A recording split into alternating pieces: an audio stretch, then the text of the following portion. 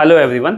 आज हम बात करेंगे डेंगू के बारे में। जी हाँ, जैसा कि हम जानते हैं कि जो डेंगू फीवर है वो बारिश के मौसम में देखने को मिलता है एंड ये मच्छर के काटने से होता है। ये एक तरह का वायरल फीवर है जो कि आपकी बॉडी में मच्छर के काटने से होता है एंड इसका जो मच्छर है वो दिन में काटता है। तो बेसिकली इसके लक्षण क्या होते हैं? एक तो इस पे बहुत तेज बुखार आता है, 103, 104, 105 तक आपका फीवर चला जाता है एंड वो मेडिसिन लेने के बावजूद, जो आप क्रोसिन या पैरासिटामोल घर पे लेते हैं, उसको लेने के बावजूद उतरता नहीं है। 3 दिन तक लगातार हाई ग्रेड फीवर बना रहता है, जिस वजह से आपकी बॉडी में डिहाइड्रेशन की संभावना बहुत ज़्यादा बढ़ जाती है। एंड इसमें वन मोर थिंग जो कि इंपॉर्टेंट है, डेंगू में जो आपका ये वायरस है ये आपके प्लेटलेट्स जो होती हैं, जो कि आपका खून का थक्का बनाती हैं, उस पर अटैक करता है। साथ ही जब तक आपको फीवर होता है तब तक आपके ब्लड में प्लेटलेट नहीं बन पाती हैं, इसलिए 3 से 4 दिन के फीवर के बाद आपकी बॉडी में प्लेटलेट काउंट जो है वो घटने लगता है। इसी वजह से इसका रिस्क जो है वो ज्यादा खतरनाक होता है, ये जो बुखार होता है, क्योंकि खून पतला हो जाता है और अगर आपको कहीं से ब्लीडिंग चालू होती है तो ब्लड रुकता नहीं है। नाक से ब्लीडिंग हो सकती है, आपके पेट में हो सकती है, आपके यूरिन में हो सकती है, आपके स्टूल पास करने के साथ हो सकती है एंड अगर ज़्यादा सीवियर हो जाए तो आपके लंग्स में और आपके ब्रेन तक में ब्लीडिंग हो सकती है।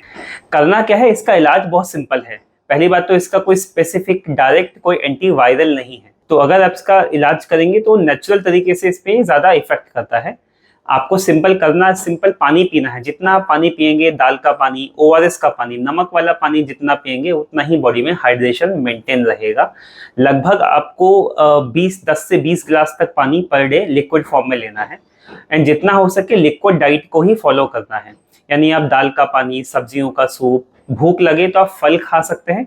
विटामिन सी रिच फल इसमें काफ़ी इफेक्टिव होते हैं एंड अगर ज़्यादा भूख लगे तो खिचड़ी ले सकते हैं, लेकिन जितना हैवी मील है अगर आप उसको अवॉइड करेंगे तो आपके लिए अच्छा रहेगा। ये एक तरीके का लंघनम होता है जो कि प्राकृतिक चिकित्सा का ट्रीटमेंट है किसी भी बुखार के लिए। लेकिन अगर आपका बुखार नहीं उतर रहा है, अगर आपको बहुत ज़्यादा वीकनेस आ रही है, बेहोशी आ रही है, आपका बीपी लो है, आपका धड़कन बहुत ज़्यादा बढ़ा हुआ है, कहीं से भी आपको खून आ रहा है, आपकी बॉडी में रैश डेवलप हो रहा है। रैश किस तरह का कि आपकी बॉडी में रेडनेस आने लगती है, छोटे छोटे लाल लाल दाने होने लगते हैं जिसको हम पेटेकी बोलते हैं, वो डेवलप होने लगते हैं, तो प्लीज़ अपने डॉक्टर से कंसल्ट करें, इसका टेस्ट करवाएं और इसका ट्रीटमेंट चालू करें। इसमें ट्रीटमेंट में जो एलोपैथी में होता है, आपको आईवी फ्लूइड दिए जाते हैं, इंजेक्शंस दिए जाते हैं, कुछ ताकत की दवाइयाँ दी जाती हैं, विटामिन दिए जाते हैं और काफ़ी लोगों को इसमें पेट में हेपेटाइटिस होने की संभावना भी रहती है, तो उल्टी होने का रिस्क बढ़ जाता है। तो एंटी एमेटिक एंटासिड दिए जाते हैं ताकि आपको उल्टी ना हो, क्योंकि गट भी आपका बहुत ज़्यादा इसमें वीक हो जाता है। तो अगर आप इन चीज़ों का ध्यान रखते हैं, गलत टाइम पे गलत चीज़ नहीं खाते हैं एंड जितना हो सके आप इसमें पानी पीते हैं, हाइड्रेशन मेंटेन करते हैं, तो इसकी कॉम्प्लिकेशन से बच सकते हैं। एक और चीज़ कि डेंगू का जो वायरस है ये आपकी बॉडी में 4 बार आपको इन्फेक्ट कर सकता है, क्योंकि 4 तरीके के वायरस होते हैं। एंड इसमें एक खतरनाक बात और भी ये है कि एक बार आपको अगर बुखार हुआ है तो वो हल्का होगा, अगली बार अगर डेंगू फीवर आया है तो बॉडी में उसकी मेमोरी रह जाती है और वो मेमोरी आपकी बॉडी पे उस वायरस पे ज़्यादा अटैक करती है, जिस वजह से ज़्यादा कॉम्प्लिकेशन होने की संभावना रहती है। तो अगर आपको सेकंड टाइम या थर्ड टाइम डेंगू हुआ है तो don't wait at home, immediately अपने डॉक्टर से कंसल्ट करके proper treatment under guidance start करें, अदरवाइज कॉम्प्लिकेशन का रिस्क जो है वो बहुत ज़्यादा बढ़ जाता है। इसमें आपको टेस्ट करवाना है, जो ब्लड टेस्ट होता है वो तीसरे या चौथे दिन करवाना होता है।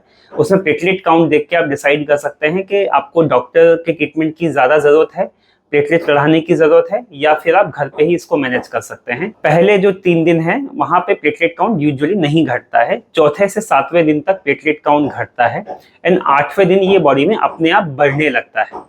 तो जो आपके चौथा, 5वां, 6वां और 7वां दिन है ये आपके बहुत ज़्यादा क्रिटिकल होते हैं। सबसे ज़्यादा प्लेटलेट काउंट कम इसी दौरान होता है। तो अगर आपका प्लेटलेट काउंट 50,000 से कम है, अगर आपको कहीं से भी ब्लीडिंग हो रही है, नाक से खून आ रहा है, बहुत ज़्यादा उल्टी या दस्त हो रहे हैं, लूज मोशंस हो रहे हैं, बुखार नहीं जा रहा है, चौथे या 5वें दिन भी बुखार आ रहा है, तो ये सारे इंडिकेशन है एडमिट होने का। जी हाँ, अगर आप एडमिट नहीं होते हैं तो कॉम्प्लिकेशन बॉडी में और ज़्यादा बढ़ सकते हैं।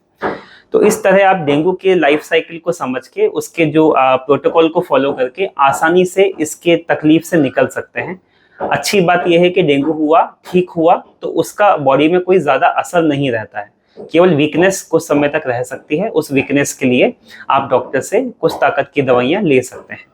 तो इन सब चीज़ों का अगर ध्यान रखेंगे तो आप डेंगू से बच सकते हैं। बचने के लिए अगर आपको डेंगू हुआ है या पहले हो चुका है तो मच्छरों से अब बचना जरूर, कंप्लीट क्लोथिंग की लेयर पहन के रखें, घर में मॉस्किटो रिपेलेंट यूज करें। एंड इसका मच्छर क्योंकि दिन में काटता है तो दिन में ज़्यादा प्रिकॉशन लेने की ज़रूरत है। Thank you.